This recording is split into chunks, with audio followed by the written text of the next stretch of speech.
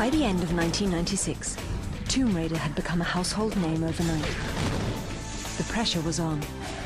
Without the help of Lara's creator, Toby Gard, Core Design had to deliver a new Lara and a series of action-packed sequels living up to the first game.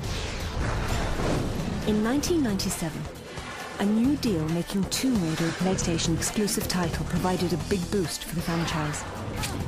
It didn't hurt at all to have the first console to ever ship 100 million units on Lara's side. A success like Tomb Raider becomes sort of the holy grail of anybody setting out to write a game. Being exclusive to PlayStation allowed us to do a lot of advertising on behalf of the title. Tomb Raider helped PlayStation a lot, and in a way, PlayStation helped Tomb Raider a lot. In Europe, PlayStation is really the platform of choice. The character identified as PlayStation icon was good for both parties. On October 31st, 1997, Eidos launched the much-anticipated follow-up, Tomb Raider 2. This time, Lara had to hunt down an ancient Chinese artifact, which was also being chased by evil crime kingpin Marco Bartoli. Core Design worked tirelessly to ensure that this chapter was filled with explosive action. Tomb Raider 2 was insane from my own personal point of view. I was working pretty much 24/7 for 6 months. Hard work paid off. Players got their hands on some cool new weapons and gadgets, while cruising the world in a variety of innovative vehicles, like a snowmobile in Tibet or a speedboat through the canals of Venice. I always just loved it, actually, you could bomb around the canals in Venice, and I always thought that was really cool. And so did the rest of the world. Part 2 was an instant hit, selling 7 million copies worldwide. By this point, Lara was an A-list celebrity, and Eidos knew that in order to meet demands, they would need to deliver even more hits. It sounded good in theory. We had no choice but to release another Tomb Raider year on year each Christmas. I mean, it controlled our lives for probably 5 or 6 years. I mean, it pretty much ruined most people's lives. Closest I've ever seen anybody to a mental breakdown. Fans just wanted more Lara. That's what they got in 1998's Tomb Raider 3. Core Design squeezed the PlayStation for all it was worth on this one. Top-notch graphics and innovative non-linear play accompanied Lara's trip out of the tombs and into London and the States. By 1999, Eidos knew it was time to evolve the franchise yet again.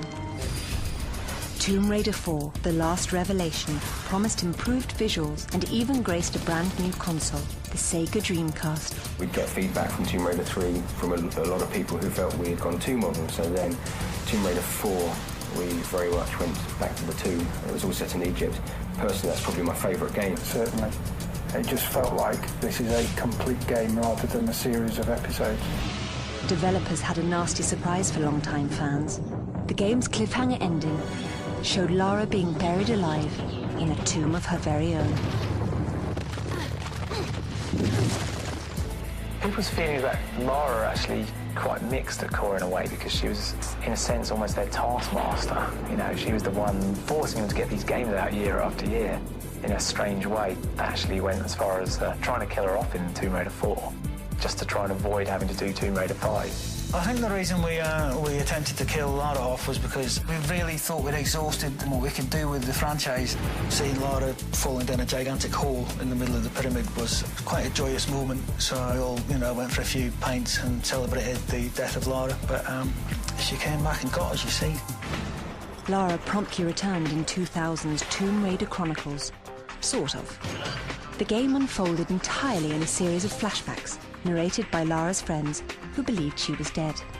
She will live on forever in our hearts. As far as we were concerned, we'd kind of killed her off. So, Tomb Raider 5, we did the best job we could, but whether our hearts were in it or not, I'm not entirely certain. By then, Lara was running out of breath. The franchise pushed the PlayStation 1 to its technical limits. Reviews and sales started to fall. Developers listened to fan feedback and began working on a brand new chapter in the story of Lara Croft, titled Tomb Raider: The Angel of Darkness. Little did they know what trouble was waiting around the corner. Next week, Gametap TV continues the exclusive look at the franchise that changed the face of video games. The goal was to have her as an exaggerated representation of female form. Some fantasies do become reality. 10 years of Tomb Raider, a Gametap retrospective. Catch all of the webisodes on demand, only on Gametap TV.